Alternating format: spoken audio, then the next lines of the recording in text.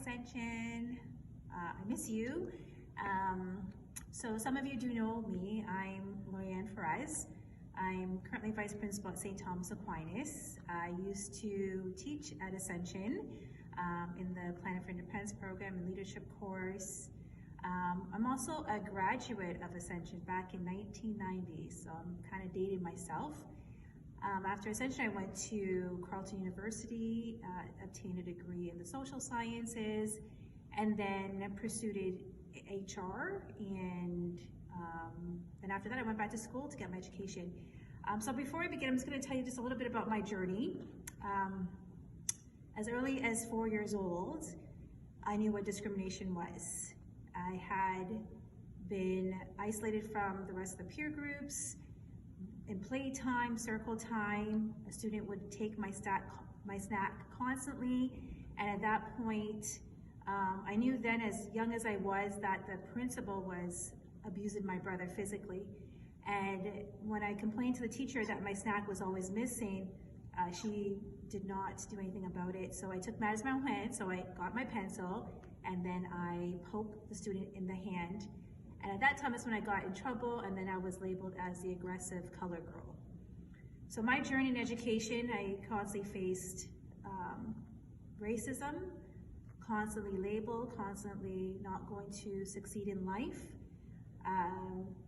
And at that point too, I realized that my dad and my mom were my educators. They taught me how to read, taught me how to write, and my older siblings, who are boys, taught me how to just learn about math and sciences. So I really didn't have a direction in the education system. My direction was looking at my brothers as role models to direct me into where I need to go in life and how to pursue and be successful in society. So when you ask, like, what's your dream? Growing up, I didn't have a dream. I just knew that my parents always said you had to go to university, knowledge is power. Once we're knowledgeable, nobody can take that away from you. So the only dream I had was to go to university. That was it, and to have my own family. Again, there was no role models within the educational system for me. Nobody that represented who I was, what I looked like, light skin, curly hair. I never fit in. I wasn't black enough nor white enough, so I was just always singled out. Only until I went to university, I realized there was such a diverse group, and you tend to gravitate with cultures that you can recognize with and that will accept you and feel that you belong, sense of that belonging.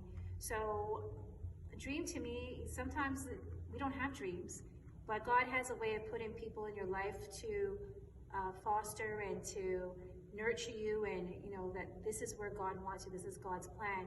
So I, my late 20s, I was in the human resources legal department.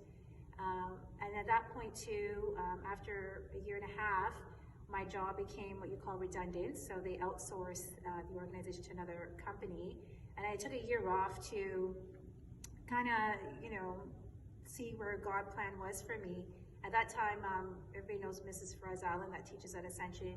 She was a teacher before me, and she asked me to tutor her students while she was away on vacation, and then I did that, and then I realized that, that was my gift, that was my calling, to become a teacher.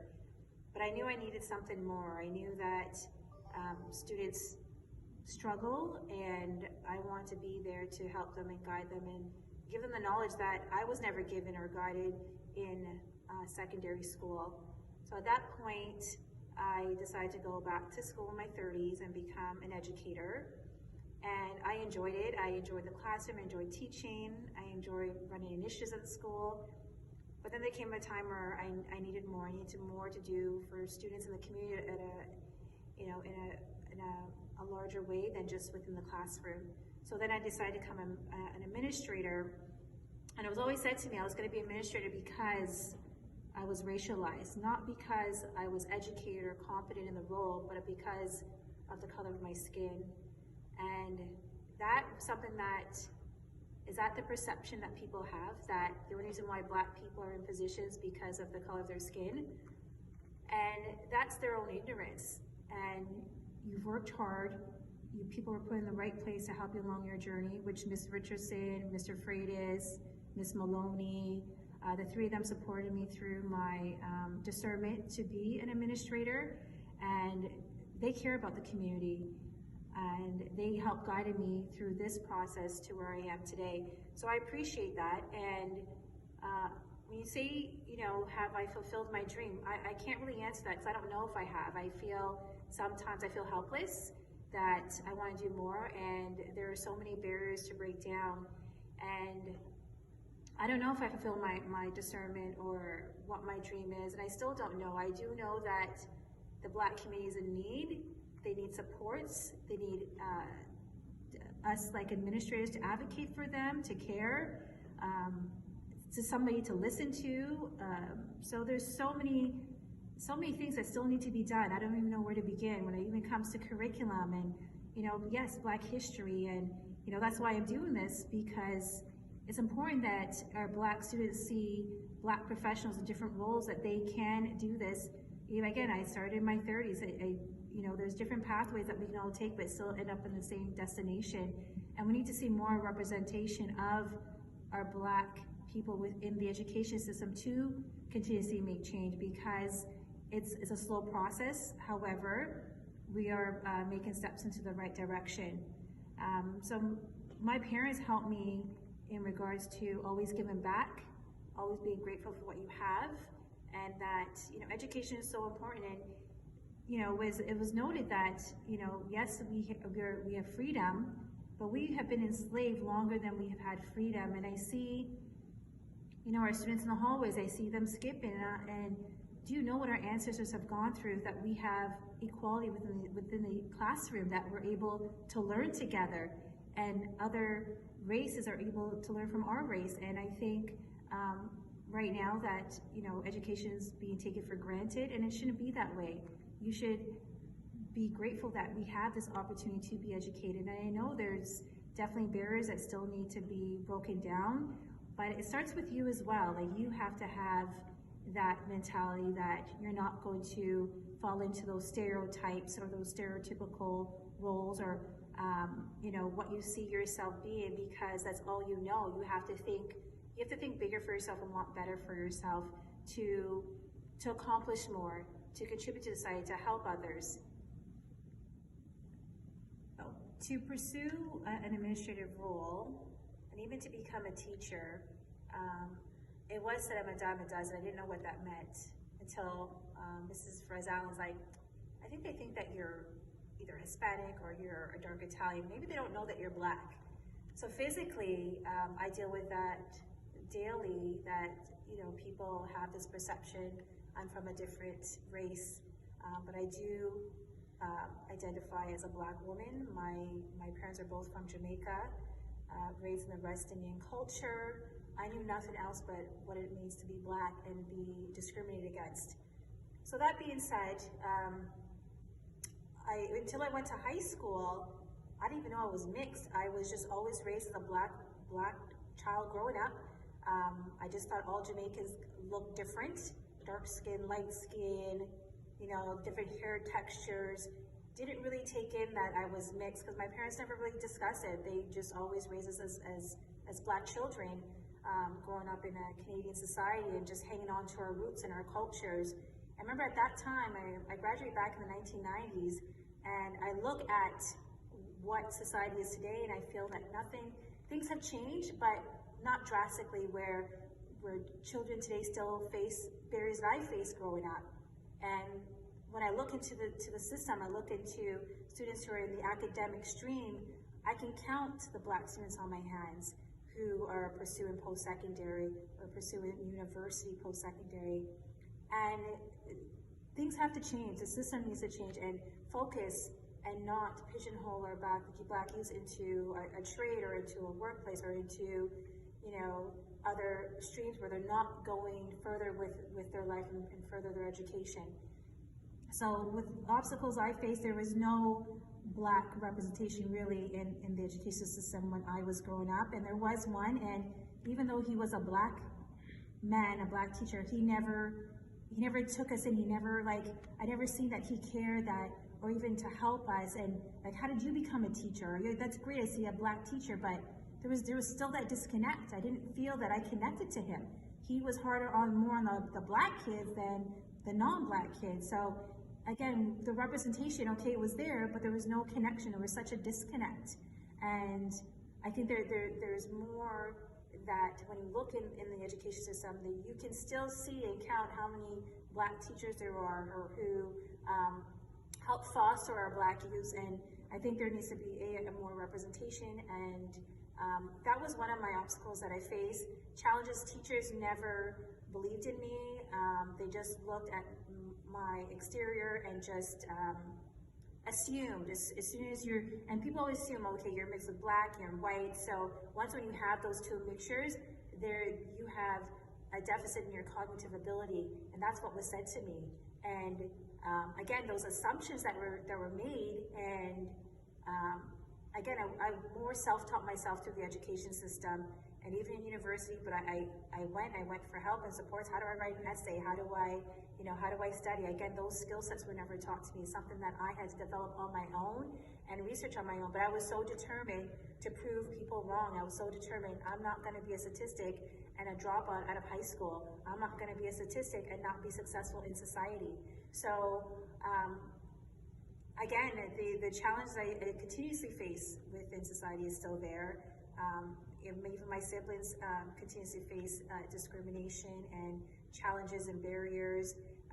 But again, who supported me through this process?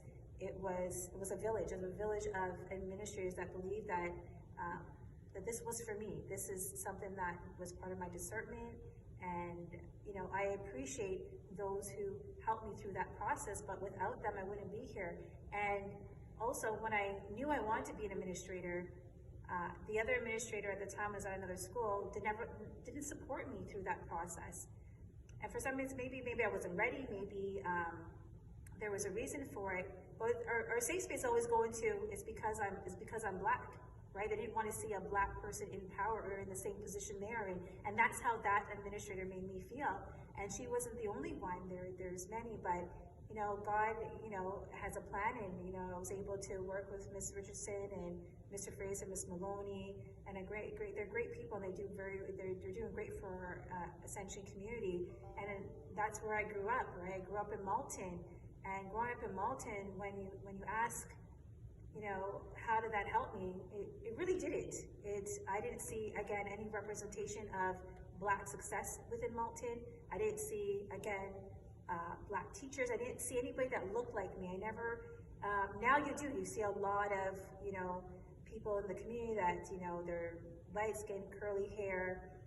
But again, I didn't see that growing up. And now when I see it, it's like, okay, so there's even that's a connect, right? When we talk about shadeism, texturism, all those things play a toll into, who we are and how we communicate and build those trusting relationships. So it's important that we have those allies too, right? That we just don't go to, our black community, but there are other supports out there for us as well. So when we talk about, we still have a long way to go. There's still a lot of barriers and challenges that I continuously face in my age that I continuously have to reflect on, and how do I make this better for me? So I want to leave you off with this ascension that don't take your education for granted. Get involved. You have great mentors that will help support you through whatever you feel your vocation is, your discernment is. Don't let people break you down, or don't let, when people stereotype you, make them change their mindset. Have those courageous conversations. I think it's important that, Black history continues on, that is not just, and again, our board is moving forward towards that learning about Black history needs to be a continuous journey. Growing up, all we learned about was, the white culture and not the Black culture, and how we have contributed to society. And that was lacking growing up, and we need to embrace that, and teachers need to embrace it and encourage it, and encouraging, resources, narratives that they can bring into the classroom to build that connection into your culture. So so society gets to learn about who we are as people, and not judge us by the color of our skin, not judge us because of the way we dress, or judge us because of the music that we listen to. I listen to hip hop, I listen to reggae, soca, and sometimes I feel like I'm going to be judged because sometimes I turn up that music and I feel like I'm being judged because of the music I listen to. And do I listen to other genres? Of course I do.